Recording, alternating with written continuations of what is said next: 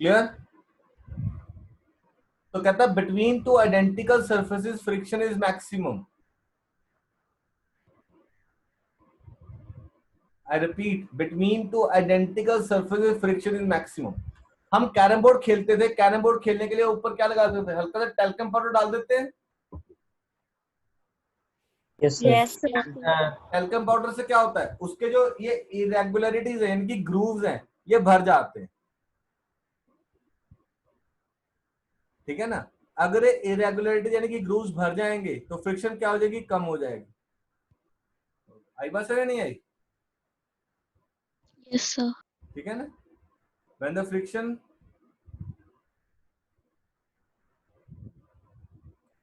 ठीक है, तो ग्रूव्स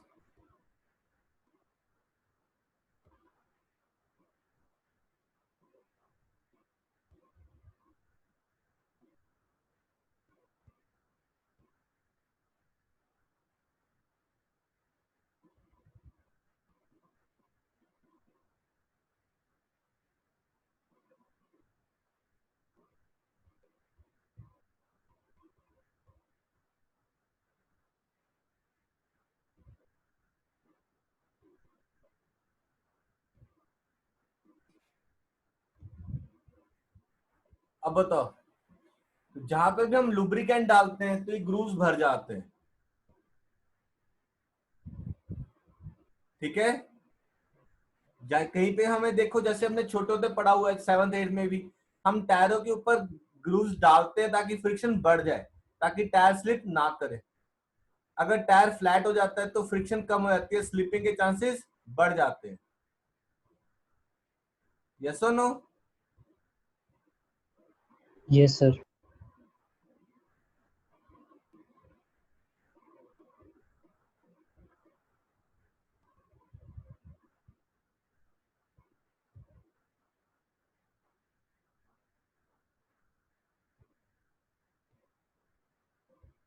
अब बताओ, अभी भी कुछ फ्रिक्शन में पूछना है तो बता दो।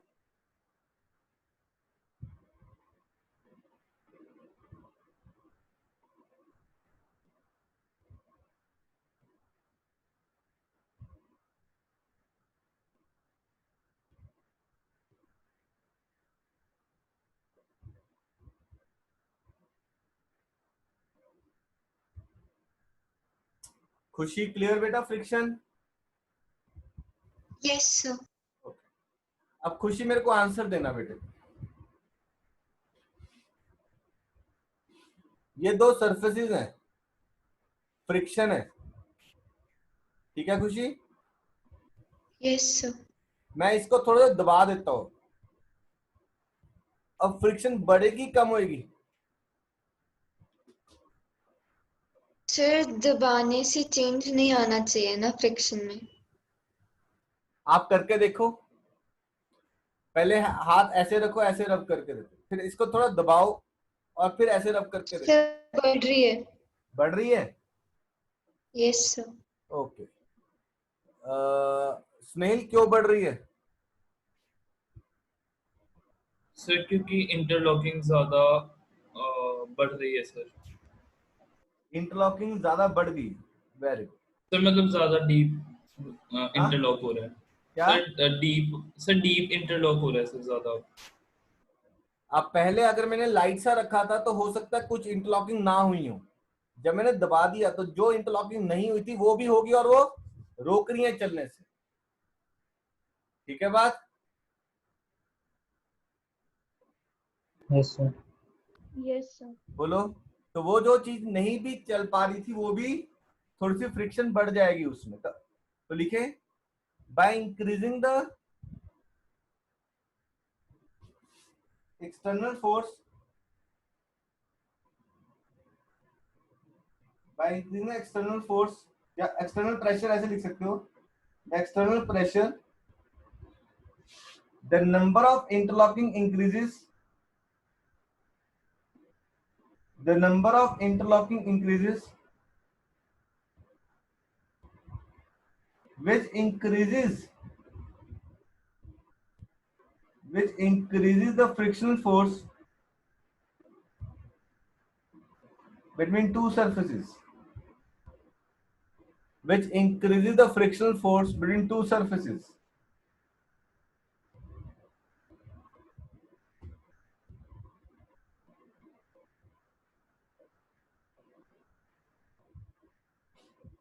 Which increases frictional force between two surfaces.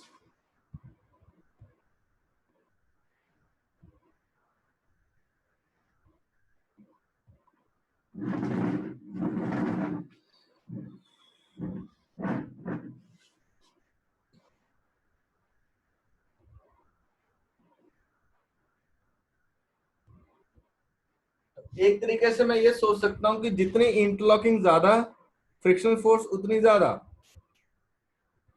ठीक है, जितनी इंटरलॉकिंग ज्यादा, फ्रिक्शनल फोर्स उतनी ज्यादा।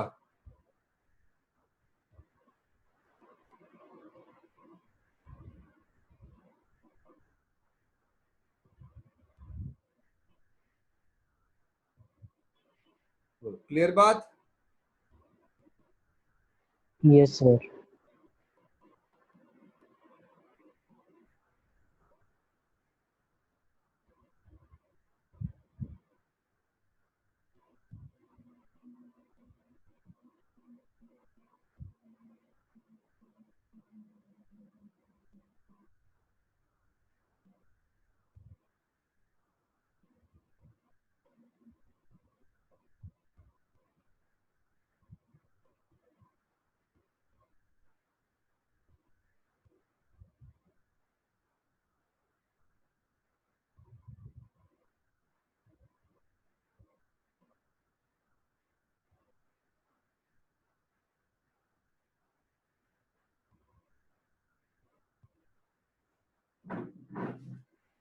अब आ जाए लॉज ऑफ फ्रिक्शन पे, आ जाओ।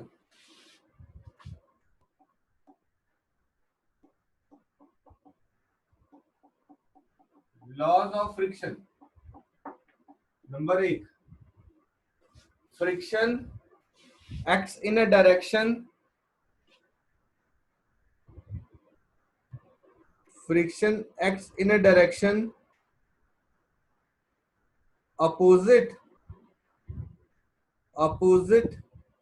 to the direction in which a body has a tendency to move,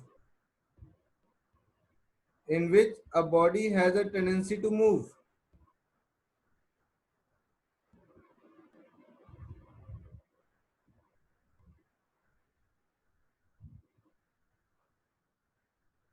ठीक है, in which a body has a tendency to move।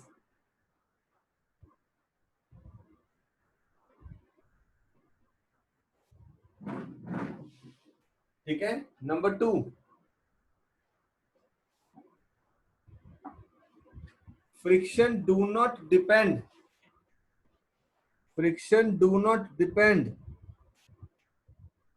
on the area of contact। Friction do not depend on the area of contact between two surfaces।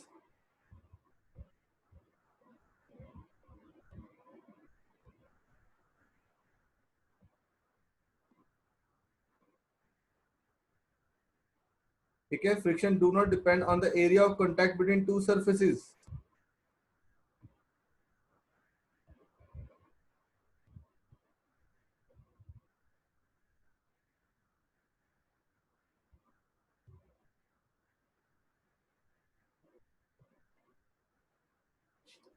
ना पे question लिखना।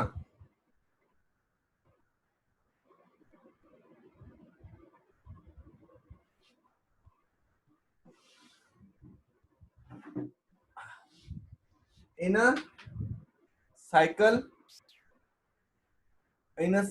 there are two types of brake shoe। In a cycle, there are two types of brake shoe। One are bigger in size and one are smaller in size। One are bigger in size and one are smaller in size। Which brake shoe is more effective? which brake shoe is more effective?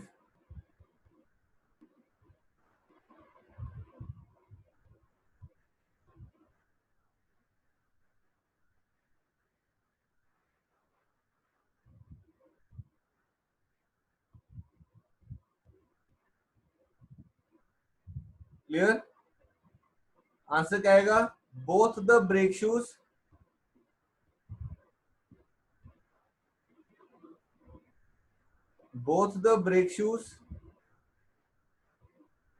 are equally effective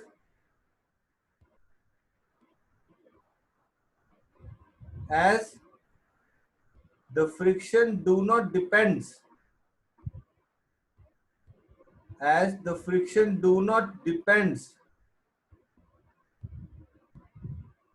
upon the area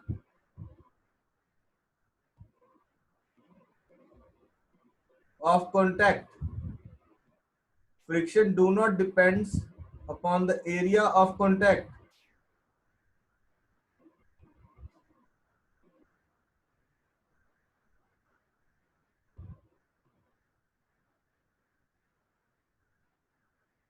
Number 3,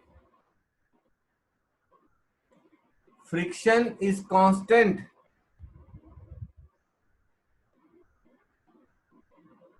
ठीक है। जैसे हमने पिछला question पढ़ा कि था दो, अब जैसे एक ये डस्टर है, ये बोर्ड में डस्टर ये है और इसका आधा कर दूं, कहता which is equally effective friction के लिए, कहता दोनों सेम है बट से एरिया कवर ज्यादा कम है होगा।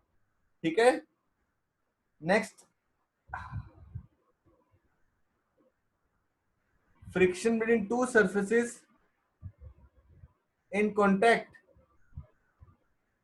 friction between two surfaces in contact remain same.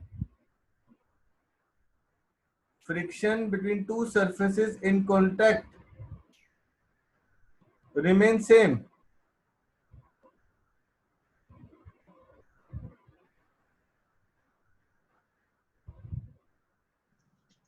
Sir, can you repeat this last law?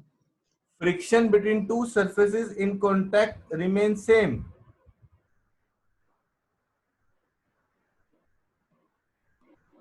ठीक है, जो भी कांटेक्ट में है नेचर ऑफ सरफेसेस उस पे फ्रिक्शन कांस्टेंट रहेगी। क्लियर?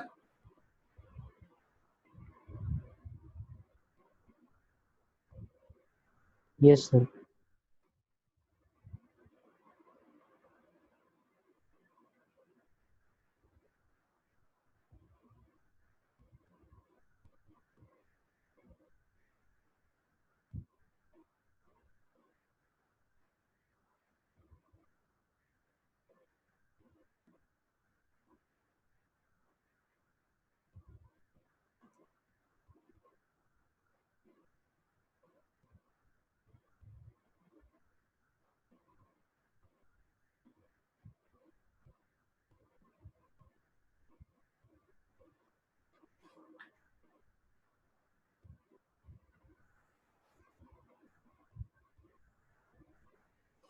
Clear?